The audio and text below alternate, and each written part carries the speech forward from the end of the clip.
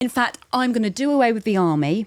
I'm going to do away with transport. We don't need any of those things. All we need is kids who are happy to be in school. Right, so we're going to move on to some other departments now. We're going to start off with the education department and what you'd like to do there. So do you have any big ideas, or should we work through? Tell us about your education to begin with. Well, right. This is what I'm going to say about my education. When I was writing my book, Scatterbrain, it's about late diagnosis ADHD. The producer had to very politely say to me, after about a year of my writing, could we get out of your secondary school now?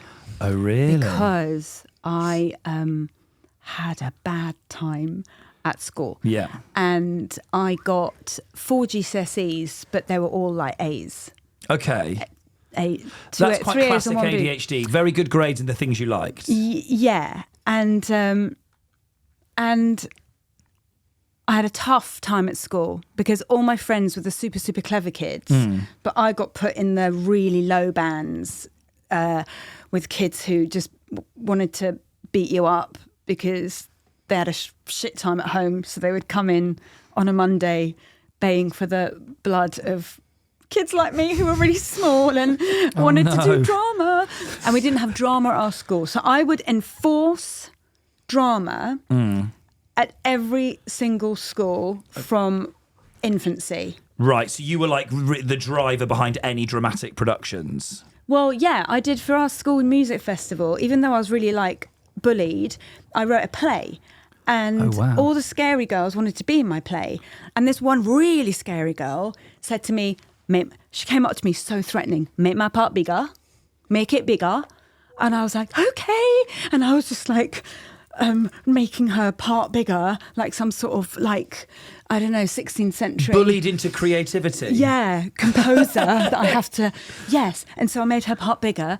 And it was the best thing I did at school. It was the only thing I did at school that was of any note whatsoever. And it was for a music festival and there was no music in it. And I love my teachers for letting me do that. So I didn't have a good time and I always felt like I was a nerd without portfolio. So I wasn't looked after. And then what happened was... That's really...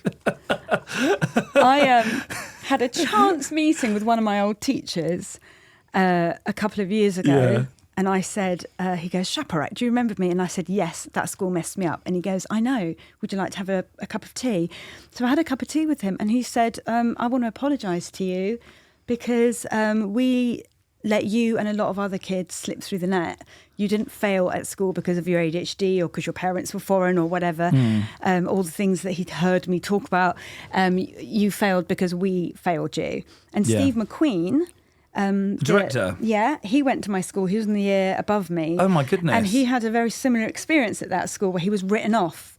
And so now I've just started a master's in psychotherapy. Really? So I've just finished my first essay and I'm just embracing the SWAT. Oh, really? Yeah, because I wasn't able to be the SWAT I was born to be. And both my children are SWATs. Okay. And watching how they thrive at school and they enjoy school.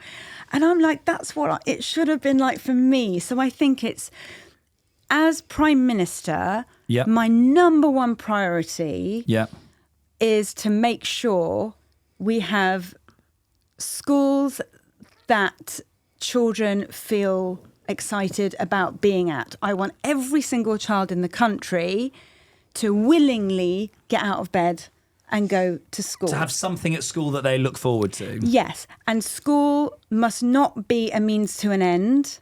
School must be about today. Great. Are you going to have a good time today, child? This is not about focus on your GCSEs and then your A-levels and then your university and then your career. Because for my own children, I said to them, this is what my dad said to me finally, which made things bearable at school. When I finally told him what a horrible time I was having, he said, I was about 14 by this time, he said, anytime you want to leave, here's 10p, go to the call box in the school corridor and call me, I'll come pick you up. And I never did. But knowing you could. Yeah. And I've said to both my children, any morning you wake up, and you don't want to go to school, you don't have to. And neither of them have ever taken me up on it, because I think it's so important to make kids know that they deserve to have a good day, right? Yeah. That's so important. And I say to them, like, your teachers are adults and they are human and they can mess up. If they talk to you rudely, if they humiliate you in front of other kids, if they call you stupid or lazy, whatever, they're in the wrong. You don't take on those words. Oh, it's so important to me. In fact, I'm going to do away with the army.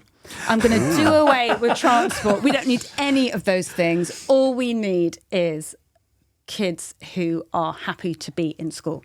Yeah, because then I guess you get kids that do great things afterwards. Or not.